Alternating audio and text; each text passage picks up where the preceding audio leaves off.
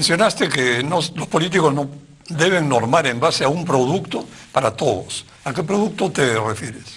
El bono beta Sí. y las remuneraciones mínimas vitales las están fijando en función de la capacidad que tienen los viticultores y los arandaneros peruanos, que es verdad, por el valor y el momento que tienen estos dos cultivos en el mercado mundial, generan rentabilidades muy altas y efectivamente permiten remunerar más, cosas que está ocurriendo espontáneamente. En Ica es imposible reclutar a un joven migrante huancabelicano por menos de 150 o 200 soles diarios para cosecha de uva. Ahora estamos en plena cosecha de uva. Bueno, esos 200 soles diarios no lo pueden pagar los cebolleros o los papriqueros, y mucho menos los algodoneros y los azucareros y los arroceros, ¿no? Entonces los políticos, como le tienen fobia al exitoso, dicen ya, vamos a subirle el salario mínimo al viticultor y al arandanero, para hacérsela más difícil a ellos. Y bueno, con cierta dificultad, el viticultor y el arandanero lo sube, porque puede, pero malogra todo el mercado laboral en todo el resto de los cultivos. O sea, tiene que ser libre.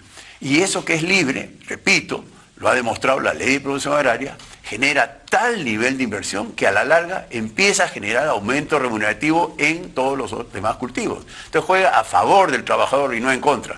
Pero hacerle entender eso a los políticos y a los periodistas retrógrados, eso es otra cosa. Parece que le cuesta trabajo ver cuando un mercado funciona. Bueno, es la envidia, la mano, así ¿no? es la envidia, es el odio, hay mucho odio también, ¿no? Juan Manuel, sobre este tema, ¿tú qué piensas como exministro? ¿Qué le agregarías a una nueva ley de fomento agrario y crees que es oportuno sacarla pronto? Definitivamente. A mí me tocó, más joven, estar a cargo de la reglamentación de la ley que se aprobó en el año 2000. A mí me tocó en el gobierno de transición, y empezando el gobierno del presidente Toledo, nos tocó reglamentarla. Entonces la conozco bastante bien y hemos seguido de cerca los resultados. Entonces, a mí me causa la verdad extrañeza cuando algunos que están en contra dicen que esta ley no ha generado ningún impacto. Yo no sé en qué planeta viven, porque basta uno salir de Lima, irse hacia el norte o hacia el sur y uno puede ver cómo ha cambiado la fisonomía del terreno, pero además las personas que hoy día trabajan ahí tienen otro nivel de vida. Las dos, papá y mamá, trabajan en la empresa agroexportadora. Pero además hay otro tema que es fundamental, y ahí va un poco hacia tu pregunta. Lo que hemos visto hasta ahora de mi punto de vista, no hemos avanzado todavía lo que se puede lograr. Estamos empezando. Algunos dicen, ya estamos maduros. No sé dónde viven nuevamente. Tenemos cantidad de hectáreas, como lo ha dicho él, hay que ir poco a poco, pero existe espacio. Y no solamente en la costa, la sierra y la selva, que permiten además tener otros productos distintos, que no competirían, como dice él, con los que están en la costa, y eso podría generar problemas de precios. Vámonos a la selva. Hoy día el precio del cacao, del café, la palma aceitera, tenemos jengibre, tenemos piña golden, etcétera, etcétera. 1.300 millones de dólares se exportan de la Amazonía al Perú. Pero no tenemos esa visión de largo plazo. Necesitamos en el Estado tener nuevamente esta seguridad jurídica, esta predictibilidad, esa es la palabra. Hay que tener predictibilidad para traer inversiones. En el caso, por ejemplo, de la Amazonía, un problema adicional a todos los que hemos hablado, laborales y todo eso, es el tema, por ejemplo, de seguridad jurídica de los terrenos. No podemos dar títulos de propiedad porque hay una discusión también con otra ley que no tiene nada que ver con la ley agraria, que tiene que ver con la ley forestal, que los terrenos son forestales por la aptitud del suelo. Son ácidos, están en pendientes, etcétera, etcétera. Pero uno puede ver ahí fabulosas producciones de café, de cacao, de palma, de todos los cultivos. Es igual que en el desierto. Cualquiera pensaría que los desiertos no son aptos para hacer agricultura, pero hoy tenemos las productividades más altas en el mundo, en arándanos, en paltas y otras cosas. No es el suelo, es la capacidad de inversión. ¿Y cómo la traes? Para eso sirve la ley de promoción agraria. Un inversionista no va a venir si no tienes título de propiedad, no va a venir si no tienes infraestructura, no va a venir si no tienes predictibilidad. Eso es lo que tenemos que lograr. Combinar un paquete de normas, además de la ley agraria, que permita además incluir a estos pequeños productores hoy día en esta locomotora. Hay que colgar los vagones a esta locomotora de la agroexportación. Porque mira, y con esto termino esta parte. Muchos dicen que solo ha beneficiado a la gran empresa. Eso es falso. Muchos pequeños productores han ido aprendiendo de la agroexportación y se están conectando a la agroexportación en lugares donde antes solamente había monocultivos de pan llevar. Hoy día tenemos paltas ya entrando hacia 1.800 metros de altura, ¿no? En Ayacucho, aquí en la zona del centro, exactamente. Entonces, no es verdad eso. Y muchos trabajan en la costa y aprenden en las empresas agroexportadoras y regresan a su tierra y aplican lo que aprenden. Entonces, este proceso de impulsar la agroexportación a través también de incentivos, está generando sinergias en otros tipos de agricultura que probablemente todavía no son tan productivas y eficientes, pero que pueden llegar a serlo. Entonces, yo creo que la tarea está en camino. No podemos hablar de que ya tenemos una agricultura madura. Y un punto más, el MEF, que se opone mucho a este tipo de normas, porque siempre está mirando la caja, siempre miope, siempre diciendo, es que esto nos va a costar porque no vamos a poder recaudar lo suficiente. Falso. En el tiempo, si nosotros podemos mirar la tendencia de lo que hubiera sido mantener las 400 millones de dólares de exportaciones, que era lo que se exportaba en el año 95 más o menos, y hoy día llegando a 12.000, ¿cómo es posible que diga que no ha podido recaudar más? Es miope, miremos la proyección, no miremos el momento ahora, porque es crítico, estamos teniendo problemas con déficit fiscal, pero no podemos ahogar la economía mirando el momento. Tenemos que ser capaces de mirar hacia adelante.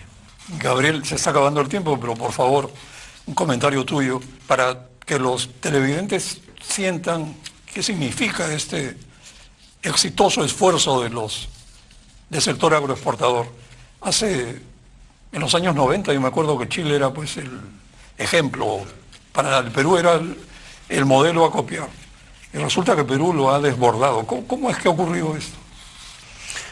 Bueno, porque hubiera una serie de una política pública adecuada para el país. O sea, han sido una serie de elementos que se han alineado, como decimos criolamente, se han alineado los planetas, los cuales el Perú, con un objetivo claro de desarrollo como país, comenzó a establecer una serie de políticas públicas que dieron resultado. En el caso agrario dieron resultado. Ahora, por ejemplo, tratados de libre comercio, por ejemplo, la propia ley de promoción agraria, el ajuste de la Constitución para atraer inversión y la inversión esté segura en el país, ¿no? El tema de infraestructura de irrigación, o sea, hay otros elementos. Sanidad agraria. Sanidad agraria, SENASA, la creación del ANA, el MINCETUR, que se creó pero también. Ha habido una enorme ganancia de productividad en el... Por eso, todo eso, ¿qué hizo? Sector, ¿no? Atrajo inversión al sector. ¿Por qué? Porque el Perú, por esas condiciones, era más atractivo para que un inversionista afuera o uno de adentro pueda llevarse su dinero a otro lado, invertirlo en otro lado. Entonces el Perú se puso en condiciones mejores que cualquier otro país. Vino la inversión de otros sectores económicos, llegaron también a la agricultura y se desarrolló con una visión del mercado global. ¿Cuál es el mercado global? 90% del mercado está en el hemisferio norte, donde podíamos abastecer y había una necesidad. Y para eso tú tenías que ser competitivo. Tenías que traer a los mejores talentos, la mejor tecnología, capacitar, ¿no? Aprovechando toda la riqueza que tiene nuestro país. Esa riqueza y esas condiciones naturales no las hemos perdido. Hemos perdido la política pública y el marco jurídico. Para complementar lo que dijo Juan Manuel, hoy día el 85% de las unidades productivas de los que exportan, de los 7 cultivos más importantes de exportación, son menores de 5 hectáreas. Hubo una inclusión. Por eso, la nueva ley agraria tiene que darle las características de sostenibilidad y competitividad para atraer inversión, porque si no se van a países competidores, Chile, Brasil, Sudáfrica, se van a otros países que vengan acá, pero además poder dar incentivos para que el pequeño agricultor se pueda unir con aquel que ya está en la modernidad y pueda acceder al mercado, tecnología y conocimiento. Esa fórmula es la que se está planteando en el Congreso. Solamente para terminar, y esto bajo el marco de que los trabajadores tengan sus derechos laborales. Aquí nadie está perjudicando a los trabajadores, al contrario, con una buena ley marco agrario va a haber más necesidad de empleo, las empresas, las unidades productivas van a pelear por los trabajadores y de manera saludable van a subir los sueldos. Fernando, ya nos estamos quedando sin más tiempo, pero ¿podrías en un par de minutos darnos un comentario final sobre lo conversado? Sí, gracias. Quiero aclarar, la promoción agraria no consiste en subsidio, es cero subsidio, son tasas atractivas. Yo estoy convencido, repito, después de ver que la tasa de 15% de impuesto a la renta generó tal interés para promover inversiones, que yo soy de la idea de hacer extensiva esa tasa reducida, 15 versus 30, para atraer inversiones a toda la economía peruana.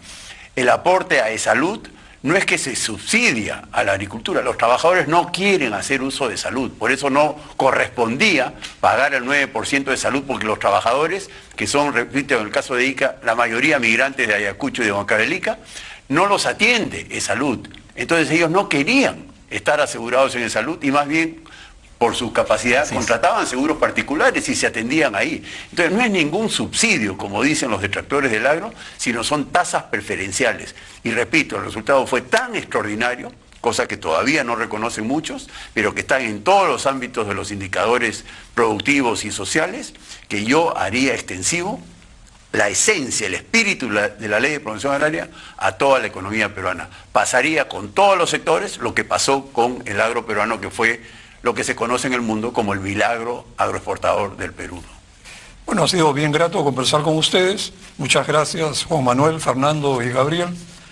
Para terminar, yo diría que el país debe agradecer y reconocer el esfuerzo del sector agroexportador, que a lo largo de más de 20 años ha demostrado pujanza, ha logrado resultados, pero nunca falta, como dice Fernando, la envidia que corroe y mata lo que funciona. Trata de hacerlo al menos. Les pica el ojo y les hinca el hígado.